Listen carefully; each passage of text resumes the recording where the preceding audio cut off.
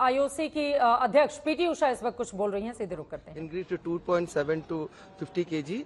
So they were trying their best, and even I am here to village because I have to be with other athletes also, those who are going to participate today, and get them to be in the track. I think yesterday whole night doctors and all not slept, and they have done their maximum to be in, for Vinesh. So I think doctor will explain or yeah, I think. So what I'll do is I'll just give out a short statement, I think that will clarify things. So I think what's important to understand is that all wrestlers usually participate in a weight category that's less than their natural weight. This gives them an advantage since they are fighting with less stronger opponents. Now this process of weight cut involves a calculated restriction of food and water, and we also involve a lot of excessive sweating, which is done with exercise, with sauna, with steam, and thereby we achieve that weight cut prior to the morning weigh-in. Now this weight cut causes weakness and causes some amount of energy depletion, and this is really counterproductive to participation. And hence for participation we do need to then restore energy with some amounts of water and some amounts of energy foods. So you can see this is a fine balance. If you can reduce your weight, you're going to be fighting with less stronger opponents, so most wrestlers prefer that.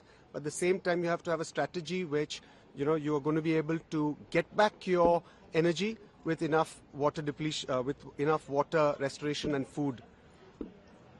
Now this is typically calculated by the team with that wrestler. So Vinesh's nutritionist and team had calculated this to be about 1.5 kgs, and this is a team that's been working with her since many years, and she's extremely comfortable with that team, and this has actually worked with her in the past.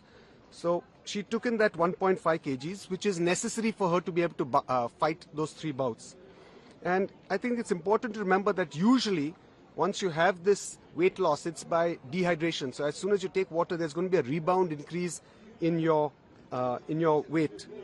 And during the bouts, because she had 3 really difficult bouts, she did need to have some amount of water, because you do want to rehydrate, because otherwise it's going to be medically a problem to participate. So you do require some amount of nutrition and some amount of water. Now her post-participation weight at the end of the semi-finals in the evening was found to be 2.7 kilograms more than the allowed weight. And the team and the coach started off their usual process, which is of course limitation of water, no food, and you started with the whole process of sweating it out. And typically, you require some amount of time for that, but unfortunately we didn't have too much time. We had just 12 hours. So the whole night, the entire team, went ahead with this whole process of trying to reduce her weight, putting her in a steam and sauna, making her exercise, and whatever was medically possible, we tried our best to try and get that weight down. And when she couldn't sweat anymore, we even had to go to some drastic measures like cutting off her hair, and they wear a vest, so we shortened that vest, so even a few milligrams if we can reduce, we tried. And despite all of this, at about 7:15 to 7:30 is the weigh-in, and we wanted to try the best, so we got her weight done right at the end at around 7:29. It was unfortunately